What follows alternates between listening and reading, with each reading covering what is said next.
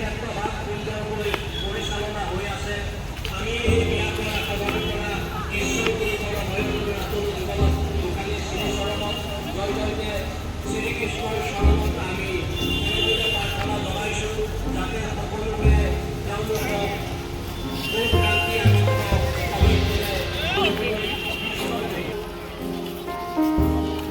মনুষ্য জাতিৰ প্ৰাণৰ স্পন্দন সেইজনা আমাৰ যদিও চিৰবৈৰী অন্য দেশতেই হওক গৈ জুবিন দাৰ গানেৰেহে সংগীত অনুষ্ঠান আৰম্ভ কৰে। জুবিন দা তেওঁ জাষ্টিছ পাওক, তেওঁ ন্যায় পাওক।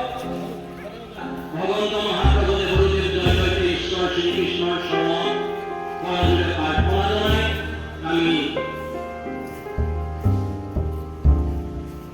তেওঁৰ জাষ্টিছ অশেষ শক্তি পাওক, যাতে এই ন্যায় যুঁজখনত আগুৱাই যাবলৈ জাষ্টিছ পাবলৈ সেইখিনি আমি দৃষ্টি কৰিছোঁ। আমিও এনেকৈ প্ৰতি দেওবাৰে অসুবিধা নহ'লে এই জুবিন ক্ষেত্ৰত আহি ভগৱন্ত মহাপ্ৰভু দেৱদেৱ ঈশ্বৰ জয় জয়তে শ্ৰীকৃষ্ণ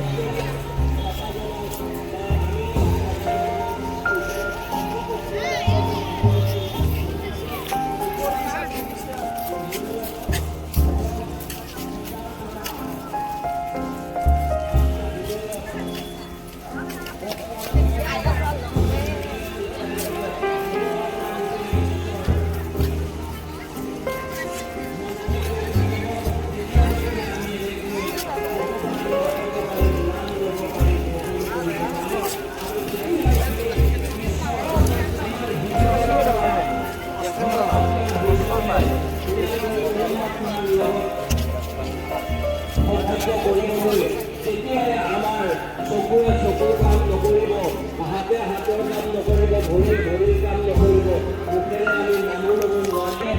সেইকাৰণে সেই ভগৱানে আমি হৃদয়খনত নিৰ্মল কৰি এভাগে নামৰ ঘৰ কৰি ৰাখিবলৈ হ'লে পবিত্ৰ কৰি ৰাখিবলৈ লাগিব।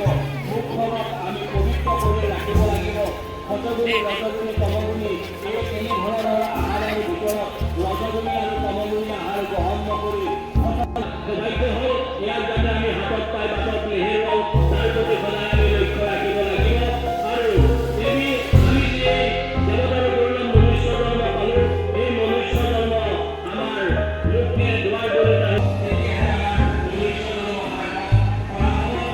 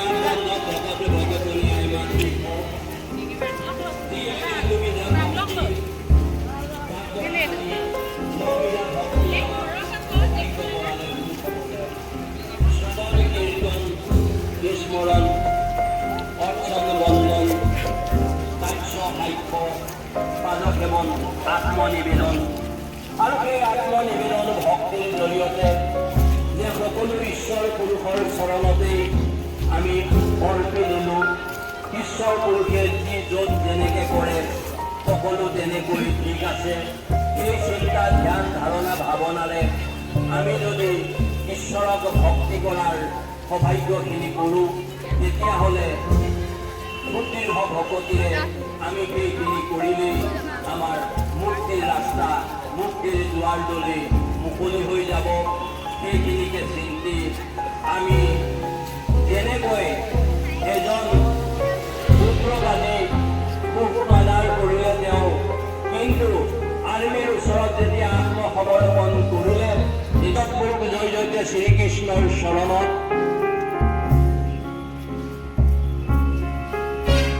এই শ্ৰৱণ কীৰ্তন স্মৰণ অৰ্পণ বন্দন দাস্য সাক্ষ্য পাদসেৱন আৰু বিশেষকৈ আত্মনিবেদনৰ জৰিয়তে যদি ঈশ্বৰৰ চৰণত আমি সুদীৰ্ঘ ভকতি কৰোঁ তেতিয়াহ'লে ঈশ্বৰ পুৰুষে সেই যেনেকৈ বহুতো মাদাৰ কৰা উগ্ৰবাদীজনকো চৰকাৰে আৰ্মীয়ে ৰেহাই দিয়ে তেনেকৈ আমাক ঈশ্বৰে সেইখিনি কৃপাদৃষ্টি কৰিব। যেনেকৈ দস্যু ৰত্নাকৰ যেতিয়াই ৰাম নাম ল'বলৈ আৰম্ভ কৰিলে গুৰুৰ আশীৰ্বাদত তেতিয়াই আমি সেই দস্যু ৰত্নাকৰৰ পৰা বাল্মীকিক পোৱাৰ সৌভাগ্য হ'ল। মহাকবি সেই বাল্মীকিৰ আমাৰ সৌভাগ্য হ'ল।